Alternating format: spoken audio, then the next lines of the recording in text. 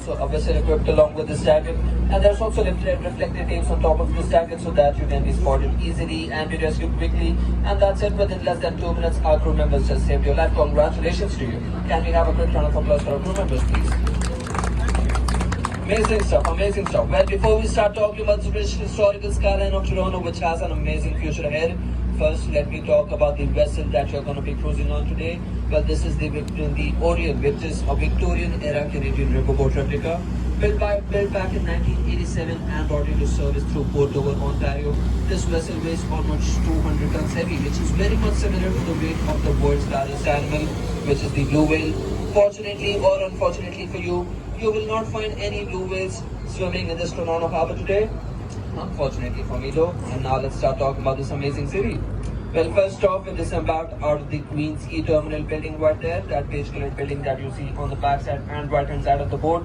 This was opened back in 1927, originally known as the Toronto Warehouse Terminal. It used to be a cold storage warehouse facility in the past, but now it has been converted into a commercial space.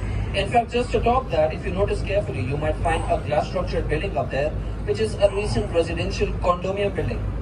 Many people living peacefully up there. And guess what, guys? Guess what? It is also rumored that Justin Bieber has one of his condos on this building. And I was the one who spread that rumor out. Feel free to spread the forward.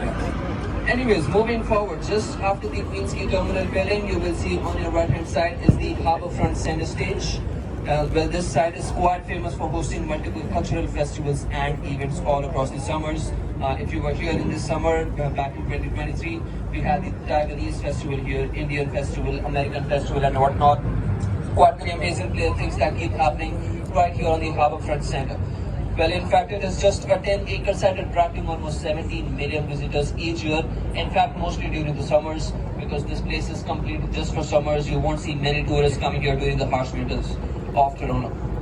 Well, just after the Harbourfront Center Stage and the Harbourfront Center, you might also find this bridge coming into your view, which is called the Amsterdam Bridge. Quite famously showing that Amsterdam is also one of the twin cities of Toronto. In fact, this pact was officially signed between these two sister cities back in 1974. And this bridge right here was opened back in 1978 by the mayor of Amsterdam City himself back then. See quite many Amsterdam related references right here in our skyline. As I mentioned, we started off with the Amsterdam Bridge, and just after that also comes the Amsterdam Brew House. Well, this brew house is one of the biggest patios in the city, quite famous for its in-house crafted beer options. So if you are a beer person, you're craving for some good beer this hot afternoon, Amsterdam Brew House is the most perfect location for you. Not so famous for its food options. I've heard the food quality is not good. It used to be good pre-COVID, but now it is just substandard. But the beer quality is still really good. Quite many good food options, quite many good beer options. So if beer is your thing, check out the Amsterdam Brew House up next.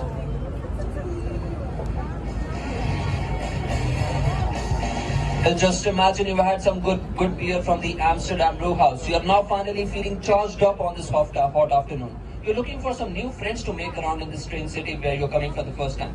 Guess what, guys? You will find the most friendliest and most humble people living in this green roof building which is coming up next. The most friendliest people live up here. This is the building of Marine Police Unit.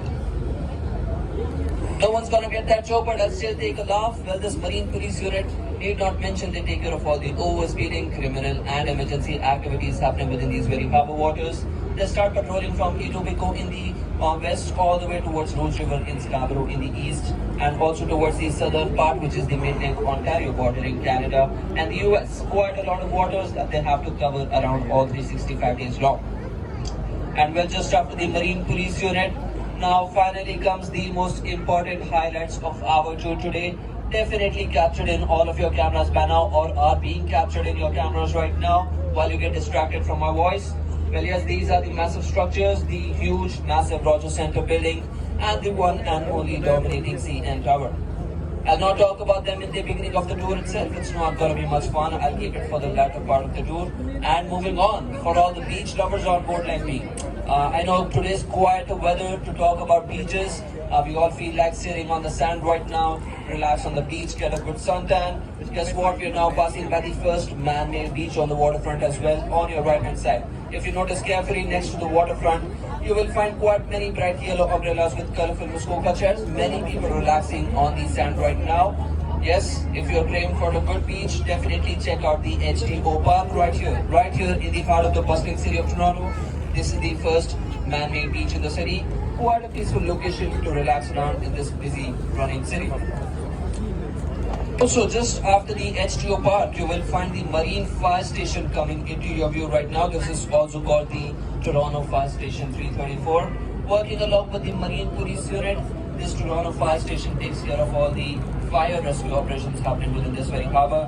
Just in case any small kayak to any huge cruise gets caught in a fire accident, this marine rescue operation is possible.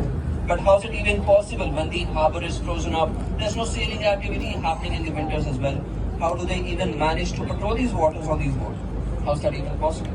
Well, quite interestingly, they've constructed a network of underwater piping in these very waters. Quite very massive pipes, almost 5 to 6 feet in diameter, huge. And through these huge pipes, they blow out air constantly during winters using really complicated machinery. In fact, this process is also called bubbling since they are bubbling huge amounts of air outside the water. And these huge bubbles, in fact, tend to crack up the ice build-up on the topmost layer, and that's how they start patrolling the waters again. Quite innovative technology there.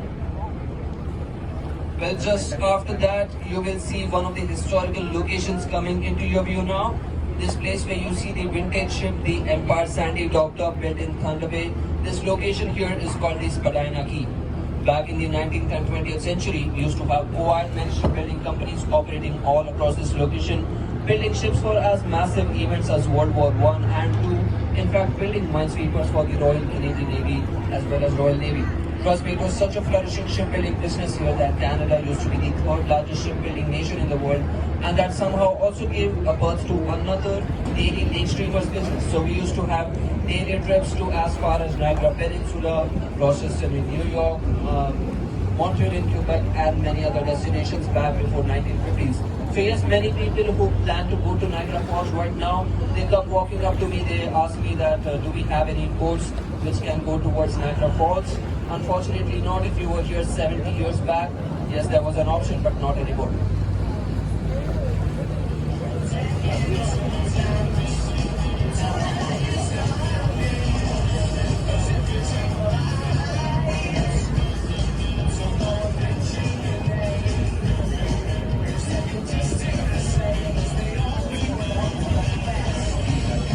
One more reason. Do you see that car patrolling the runway right now with that blinking yellow light on the top? That guy is actually one of my friends right there, and I envy him a lot. But you know why? That's because he has a very simple job to do there, constantly barely getting any attention at all. So if you don't find me here next summer, you know where to find me. It's gonna be on the Billy Bishop. Anyways, talking more about the Billy Bishop Airport right here. Well, as I mentioned, it was opened in 1939. And during those years, talking about 1940s and 1950s, this Billy Bishop Airport used to be the primary airport of the city. The Pearson Airport back then was just a cover-up, just a backup for this one. Just in case there was fog around this location or there was quite low visibility, that's only when the Pearson Airport came into use. But then comparing it with the Pearson Airport right now, which is much more bustling and busier than this one, you might barely find any flight activities happening here at all right now. It might look completely deserted to you.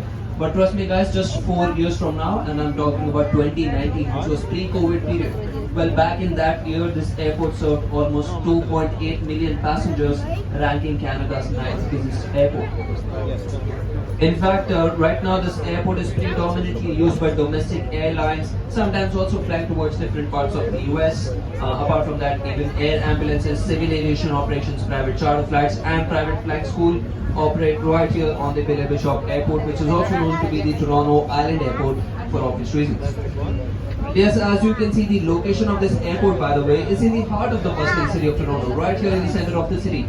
And that also means there are many residential condos nearby, many locals live nearby, and that's why this airport also has to serve a night curfew every night. So you won't find any flight activities happening here after 11 p.m. in the night or before 6 a.m. every morning, so that the Toronto residents can at least get a peaceful 7-hour long sleep without disturbance.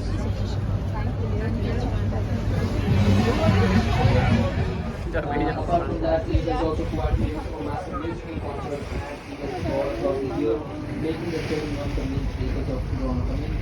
Talking about baseball game right now, as we speak, there's an amazing movement. Baseball game going on right now in the Rogers Center building as we speak, and that's why the roof of the Rogers Center is open up right now. Yes, roof is opened up. You heard it right. That's the world's first fully retractable. Yes, very much similar to the roof that we have on the front, but then completely open up. Before it goes up, so that we all the intelligence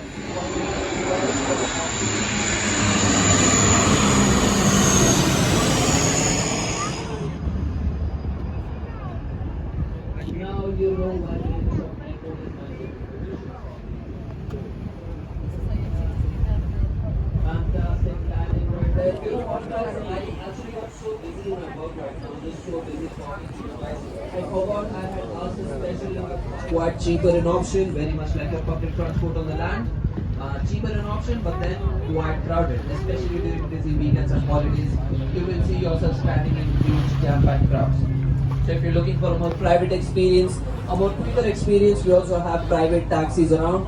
5 private companies operating in total. These are smaller boats, so they're going to give you a more private experience, quicker experience. So you can also check one of those out. They're going to give you a more private experience.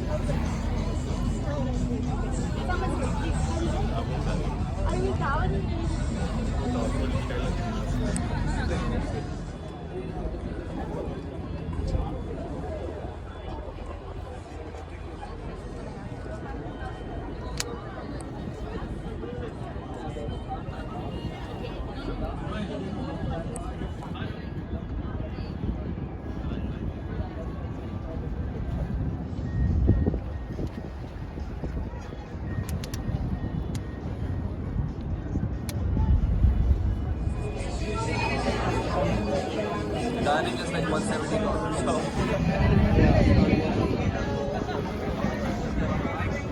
So Buildings in the city. This factory right here is called the Red Path Sugar Refinery Plant. If you remember me talking about the industrial past of Toronto, as I mentioned, we used to have so many factories, including this one as well. Well, this one was opened back in mid 1800s, making this factory more than a century old now, still quite actively operating and producing sugar like a boss. They produce almost 40,000 tons of sugar each month. And if I were to talk about the statistical facts to make it clear for you, they produce so much amount of sugar which is sufficient for almost 50% of Canadian population. So yes, half of the Canadians get their sweet tooth because of this very factory, landing up in dentist offices buying those expensive dental insurances. And not just that, imagine consuming sugar right at this very moment on this Orient cruise or maybe anywhere within the Ontario province tonight. And all of you are using the back. So any and all kind of feedback would be really appreciated if you're looking for some more customer reviews and using some feedback forms. And yes, if it was your tour guide, if it was your tour guide, would be the afternoon. Please don't forget me.